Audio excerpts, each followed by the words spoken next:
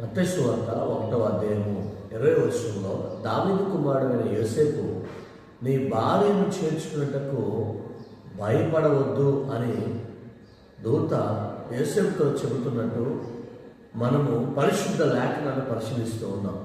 ప్రియ దేవుని సేవకులారా, విశ్వాసులారా, మనమంతయు ఈ రోజున దేవుని పని చేయటంలో భయాన్ని కలిగి ఉన్నటువంటి వారు చాలామంది ఉన్నారు.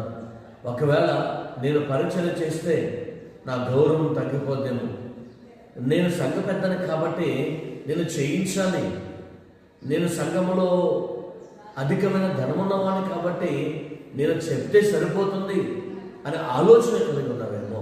దేవుని పని చేయడానికి నీ ధనము కానీ, నీ అధికారం కానీ, నీ ఆలోచన కానీ, సంఘములో పరిస్థితులు కానీ ఏవి ఆటంకంగా నీకు మారకూడదు.